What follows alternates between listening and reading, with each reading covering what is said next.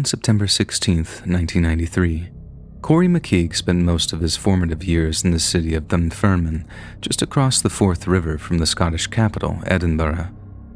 After graduating from St. Columba's High School, Corey enlisted in the RAF Regiment, the infantry army of Britain's Royal Air Force. In 2013, after completing his training, he was posted to No. 2 Squadron, who were based at an Air Force base near the quaint southern English village of Huntington, where he continued to train as a gunner and medic. And by the summer of 2016, Corey had been with his squadron for almost 2 years and was a popular member of the unit. Like most military outfits, No. 2 Squadron lived and died by the maxim of work hard, play hard. For many, being issued a weekend pass meant a night of exceptionally heavy drinking.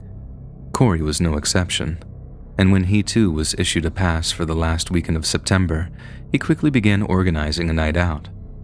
The plan was to drive into the nearby town of Bury St. Edmunds, leaving his car there overnight, and then driving back to base in the morning once the alcohol had worn off.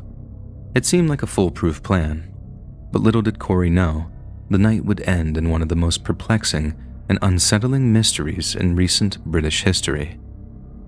On the night of September 23, 2016, Corey and his friends drove into town, found themselves a parking space, and began drinking themselves into oblivion.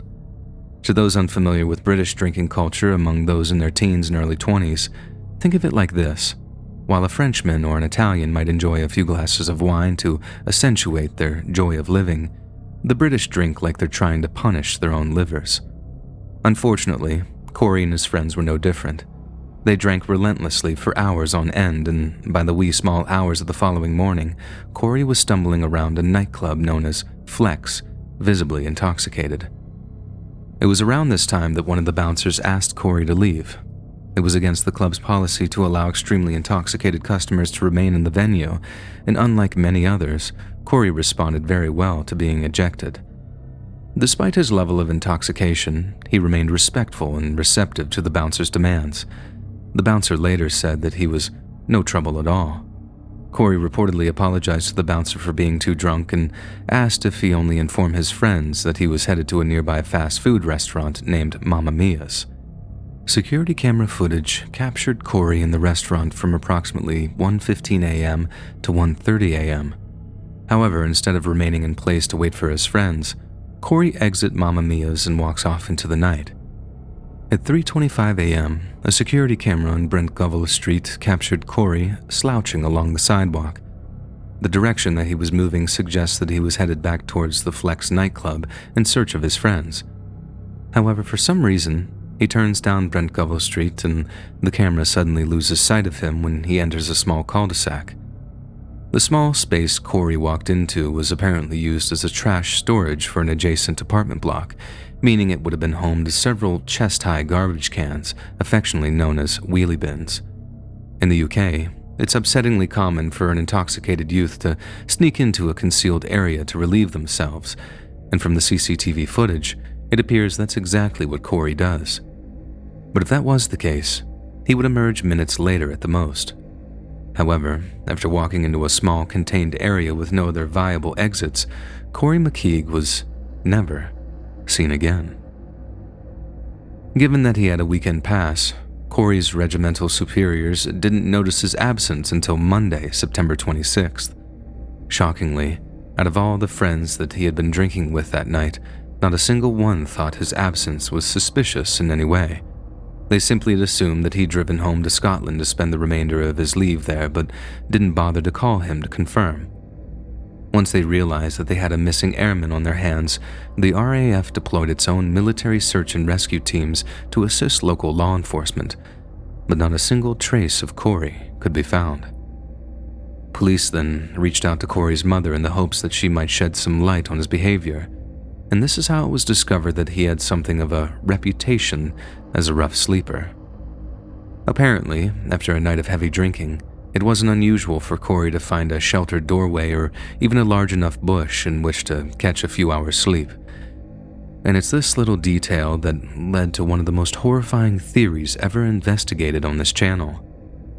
Using records taken from local cell phone towers, police discovered that on the morning Corey disappeared, His Nokia Lumia could be traced from Bury St. Edmunds town center to a place known as Barton Mills, 12 miles to the northwest. Phone data indicated that the journey took no longer than 28 minutes, meaning it couldn't have been carried by someone on foot, and this led to some terrifying speculation among investigators, the media, and the general public. Some believed that given his habit of rough sleeping, Corey might have climbed into an empty wheelie bin to get a few hours of sleep.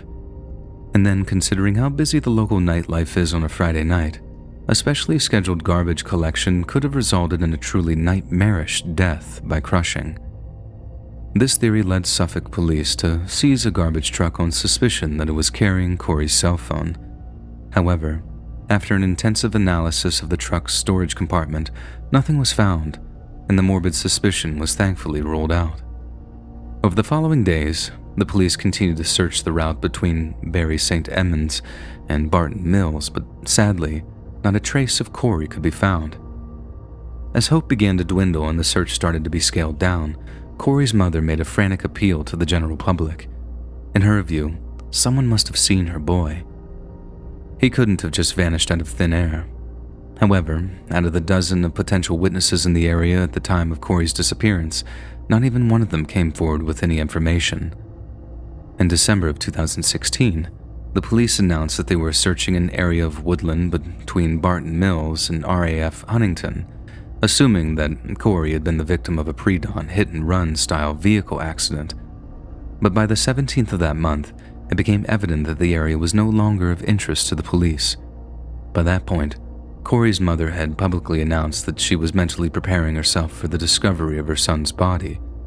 However, just days after the aforementioned search was called off, she went on the record with a shocking accusation.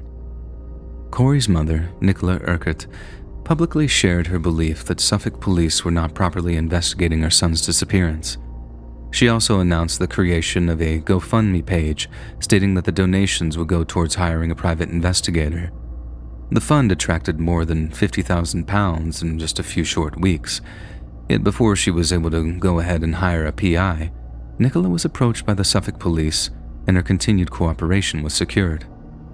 A few months later, on March 1, 2017, a 26-year-old man was arrested on suspicion of attempting to pervert the course of justice. It was later revealed that the man had made a mistake when registering the weight of the garbage truck suspected of containing Corey's remains. The weight of the truck's load was originally registered as 33 pounds and was therefore ruled out as carrying Corey's corpse.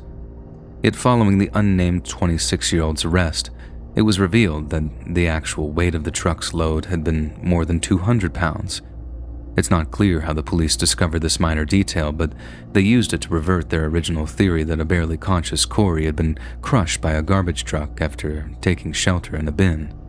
The day after this announcement, Nicola Urquhart appeared on a popular daytime TV show, and once again, she made a shocking accusation. Citing inconsistencies within the investigation into the two different weights of the garbage truck, Nicola claimed that the data was either manipulated or that someone had, and I quote, lied to the police. Corey's father disagreed. In a heartbreaking statement to the nation's press, Martin McKeague conceded that his son was most likely deceased and that he planned to hold a small memorial service for him during the summer of 2018.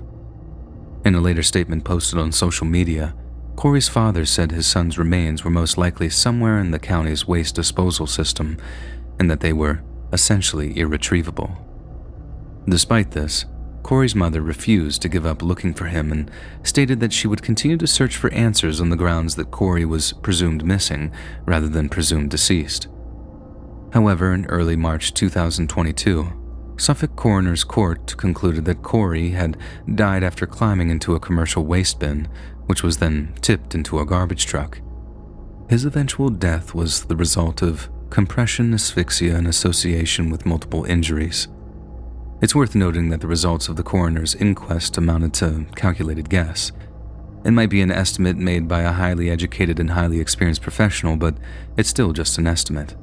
We don't actually know what happened to Corey McKeague, and the sad fact is that his fate might always remain a mystery. Yet there are some who purport to know exactly what happened to Corey McKeague, and according to them, It's the same thing that has taken all the disappeared since time itself began. And although one day we might explain it, we'll never, ever stop it. If you enjoyed this scary story, listen to thousands more, either over on the Let's Read YouTube channel or podcast.